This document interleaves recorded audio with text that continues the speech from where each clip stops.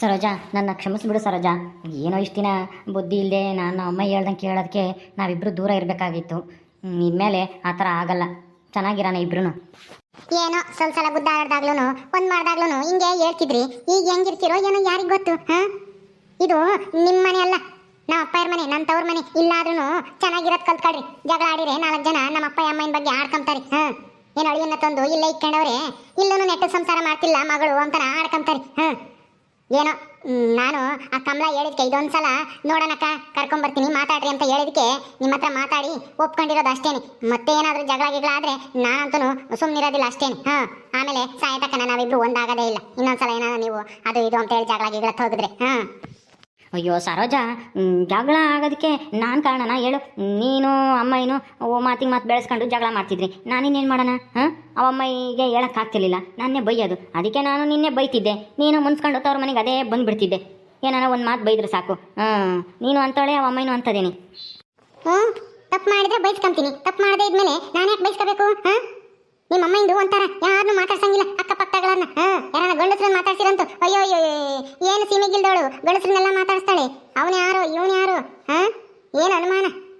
ನಿಮ್ಮ ಅಮ್ಮಗೆ ಸರಿಯಾಗಿ ನೀನು ಮಾತಾಡ್ತಿದ್ದೆ. ನನಗೇನು ಗೊತ್ತಿಲ್ವಾ ನೀನು ತಾಯಿಗೆ ತಕ್ಕ ಮಗ ಅಂತಾನೆ? ಅದಕ್ಕೆ ಮತ್ತೀಗ ನೀನಾಗಿ ನೀನು ಬರಲಿ ಅಂತ ನಾನು ಸುಮ್ಮನಾಗಿದ್ದೆ. ಈ ಕಮಲಾನೆ ಬಂದು ನಿನ್ನ ಕರ್ಕೊಂಬಂದಿದ್ದಾಳೆ ಈಗ.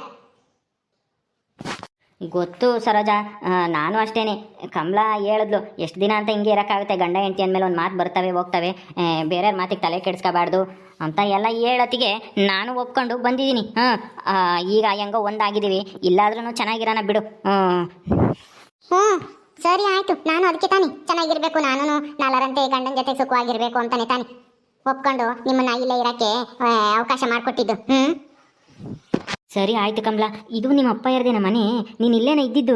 ಯಾಕೆ ನೀನು ಅವ್ರ ಜೊತೆ ಇರಲಿಲ್ಲ? ಏನು ಮಾಡೋದು, ಅವ್ರ ಜೊತೆ ಇದ್ರೆ ನನಗೊಂಥರ ಬೇಜಾರು. ಅಲ್ಲಿ ನನ್ನ ತಮ್ಮ, ನಮ್ಮ ಅಪ್ಪಯ್ಯ, ಅಮ್ಮಯ್ಯ, ಕಮಲಾ ಎಲ್ಲರೂ ನೋಡಿದ್ರೆ ನನಗೆ ಬೇಜಾರಾಗೋದು. ಅದಕ್ಕೆ ಯಾಕೆ ಸುಮ್ಮನೆ ಅಂತ ಹೇಳಿ ನಾನು ಅಲ್ಲೇ ಊಟ ಮಾಡಿ ಇಲ್ಲಿ ಬಂದು ಮಲ್ಕೊಂತಿದ್ದೆ. ಎಲ್ಲೂ ಹೋಗ್ತಿರ್ಲಿಲ್ಲ ಜಾಸ್ತಿನ. ಯಾರಾದರೂ ಮಂತಕ್ಕೆ ಹೋದ್ರೆ ನಿನ್ ಗಂಡ ಬರ್ಲಿಲ್ವಾ, ನಿನ್ ಗಂಡ ಬರ್ಲಿಲ್ವಾ, ಯಾಕೆ ಗುದ್ದಾಡಿರಿ, ಏನಾಯ್ತು ಅಂತ ಬರೇ ಪ್ರಶ್ನೆ ಮೇಲೆ ಪ್ರಶ್ನೆ ಕೇಳಾರೆ ಈ ಊರಿನ ಹೆಂಗಸರು ಎಲ್ಲರೂ. ಅದಕ್ಕೆ ನಾನು ಒಬ್ಳೆ ಇಲ್ಲಿರೋಣ ಅಂತ ಹೇಳಿ ಇಲ್ಲೇ ಇದ್ದೀನಿ. ಇದು ನಮ್ಮ ಅಪ್ಪ ಇರದೆ ಮನೆ, ಬಾಡಿಗೆ ಏನು ಕಟ್ತಾ ಇರಲಿಲ್ಲ. ಅದು ಸರಿನೇ ತಗ. ನೀನು ಒಂಥರ ಬೇರೆ ಇದ್ದಿದ್ದು ಒಳ್ಳೇದೇ ಆಯ್ತು ತಗ. ನಾವು ಇನ್ಮೇಲೆ ಇಲ್ಲೇ ಇರೋಣ.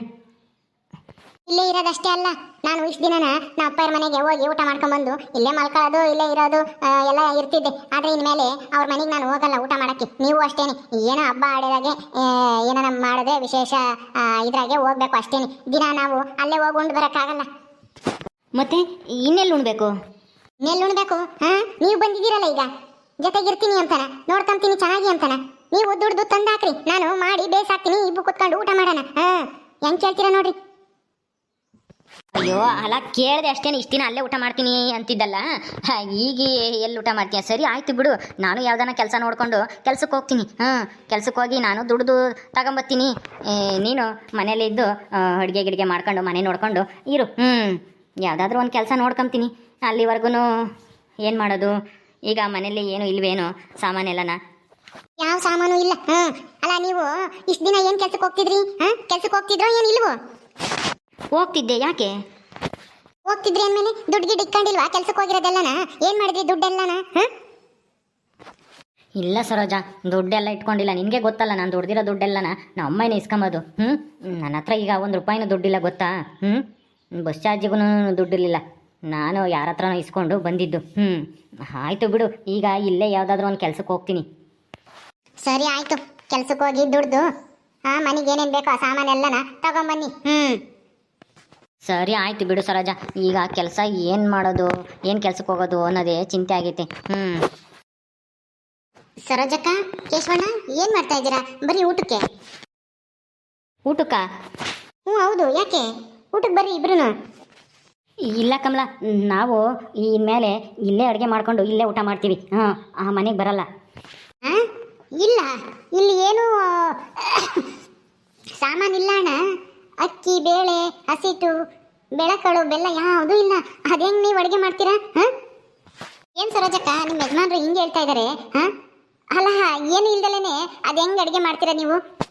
ಕಮಲಾ, ಈಗ ನಮ್ಮ ಅಪ್ಪ ಏನಾನ ಖರ್ಚಿಗೆ ಅಂತ ದುಡ್ಡು ಕೊಡೋರಲ್ಲ, ಅದನ್ನೇ ನಾನು ದುಡ್ಡು ಇಟ್ಕೊಂಡಿದ್ದೀನಿ. ಸದ್ಯಕ್ಕೆ ಏನಾದ್ರೂ ಎಲ್ಲ ತಗೊಂಡ್ಬಂದ್ಬಿಟ್ಟು ಸಾಮಾನೆಲ್ಲನ ಇನ್ಮೇಲೆ ನಾವು ಇಲ್ಲೇ ಅಡುಗೆ ಮಾಡ್ತೀವಿ. ನಮ್ಮ ಯಜಮಾನ್ರು ಎಲ್ಲಾದ್ರೂ ಕೆಲ್ಸಕ್ಕೆ ಹೋಗ್ತಾರಲ್ಲ, ದುಡ್ಡು ಅವರೇ ತಗೊಂಡ್ಬರ್ತಾರೆ ಇನ್ಮೇಲೆ.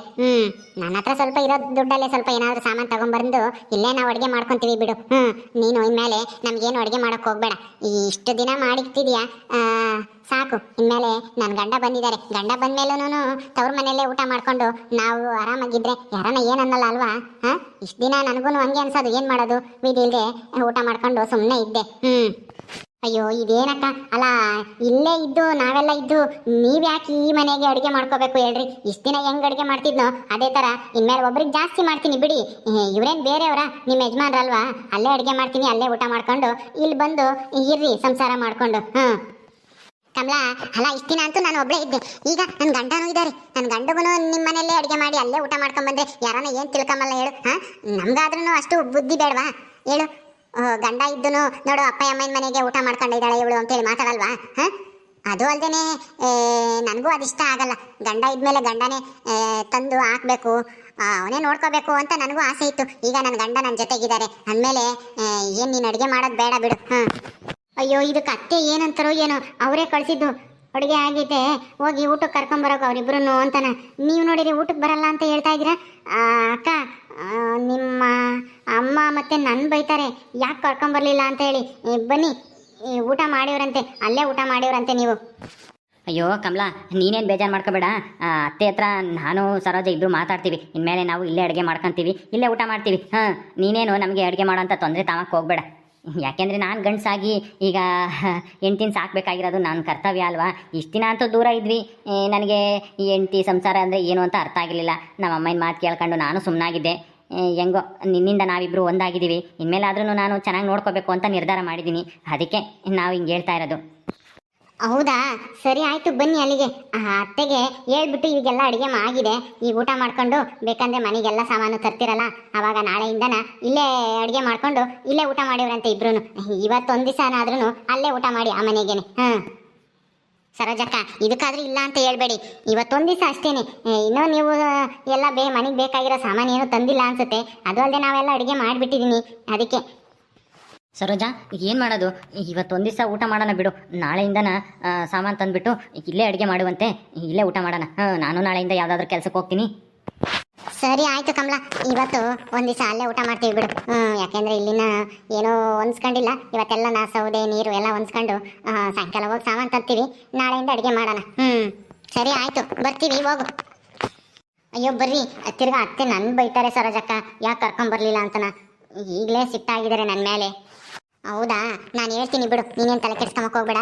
ನಮ್ಮ ಅಮ್ಮಗೆ ನಾನು ಹೇಳ್ತೀನಿ, ನೀನು ನಡಿ ಕಮಲಾ, ನಡೀರಿ ಹೋಗೋಣ.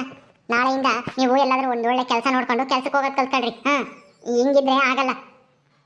ಇಷ್ಟು ದಿನ ಅಂತಲೂ ಬೇಜವಾಬ್ದಾರಿಯಿಂದ ನಾನು ನಡ್ಕೊಂತಿದ್ರಿ, ಇನ್ಮೇಲಾದ್ರೂ ಜವಾಬ್ದಾರಿಯಿಂದ ಕೆಲ್ಸಕ್ಕೆ ಹೋಗಿ ದುಡ್ದು ಸಂಪಾದನೆ ಮಾಡಿ ಹೆಂಡ್ತಿನ ಚೆನ್ನಾಗಿ ನೋಡ್ಕೊಂಬೋದ ಕಲ್ತ್ಕೊಳ್ರಿ.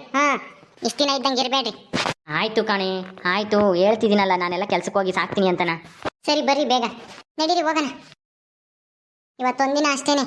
ಸಾಯಂಕಾಲಕ್ಕೆ ಹೋಗಿ ಸಾಮಾನು ತರಬೇಕು. ನನ್ನ ಹತ್ರ ಸ್ವಲ್ಪ ದುಡ್ಡು ಐತೆ, ಈಗ ಒಂದು ಸ್ವಲ್ಪ ದಿವಸಕ್ಕೆ ಆಗೋವಷ್ಟು ಹಾಕರೋಣ, ಅಕ್ಕಿ ಬೇಳೆ ಹಿಟ್ಟು ಎಲ್ಲನ.